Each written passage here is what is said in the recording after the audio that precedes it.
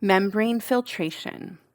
Membrane filtration involves pumping water through a semi-permeable membrane, allowing the water to pass through, but trapping contaminants larger than a certain size. Microfiltration, ultrafiltration, and nanofiltration use membranes that are constructed from polymers or plastics. They both have small pores to allow water to pass through. The difference is in their pore sizes, as summarized in the chart on the next slide. Although smaller pore sizes can capture smaller particles, they have higher operating costs because they require more pressure and water flow. You can see here as we go from a filtration type with the largest pore size, microfiltration, down to a filtration type with the smallest pore size, reverse osmosis, that the required operating pressure in kilopascals increases many times over. Okay, so while these nano and reverse osmosis filtration processes can filter out even smaller particles, they're not always the best choice because of the pressure required to do them effectively. Reverse osmosis. Osmosis is the flow of water from a higher concentration gradient to a lower concentration gradient. This happens naturally in cells as they work to balance the concentration of water across their membranes. Reverse osmosis is not really osmosis at all. It is called reverse osmosis because it is a process that pumps water against the direction of osmosis to separate ions and other small molecules from water. In the diagrams below, the water on the left is more pure than the water on the right. The pure water naturally wants to travel to the water that is less pure.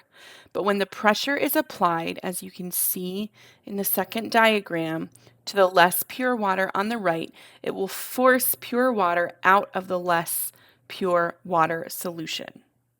After filtration, whether by one of the microfiltration processes we discussed or one of the larger filtration processes like a sand filtration process, the final treatment here is disinfection.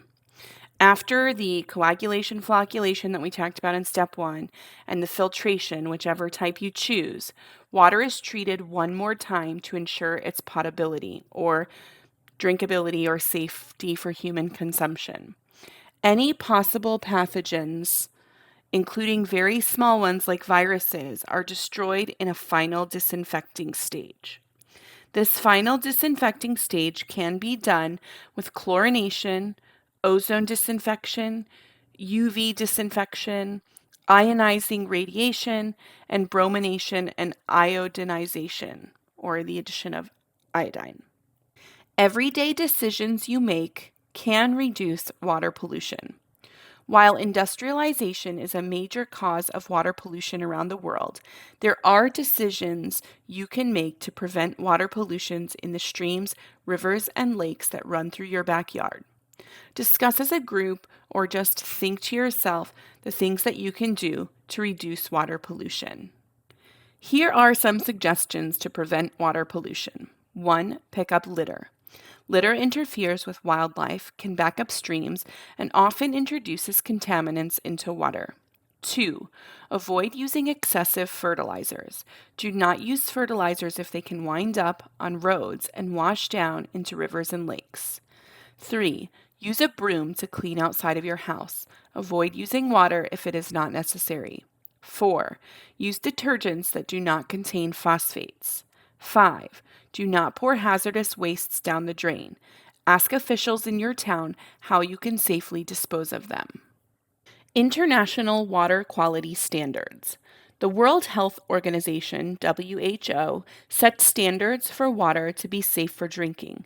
In their publication, Guidelines for Drinking Water Quality, GDWQ, they set standards for acceptable levels of microbes, chemicals, and radiation exposure in drinking water, as well as acceptable standards for color, odor, and appearance. In addition, they also provide guidelines for disinfection, surveillance and quality control, local authorities, water vendors, plumbing, and more. WHO standards. To reduce the risk of harmful microbial levels in water, there must be multiple barriers in place from collection of water to the consumer.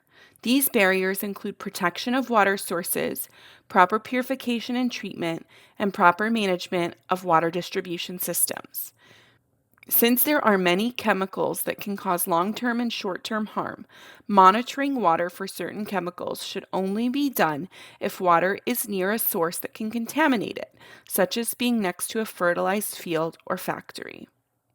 National Water Quality Standards. The standards for drinking water quality, as well as for its other uses, industrial, agricultural, or medical, are ultimately determined by each country and are often more refined and enforced at local levels. Water moves through all living things in the water cycle, so it is imperative that water is not polluted during the cycle. And if the water is polluted, there must be standards for remediation of that water if possible. Water quality standards keep people, animals, and the ecosystem safe. Water pollution cannot be completely prevented, but when standards are followed, pollution is kept to a minimum and causes little to no harm.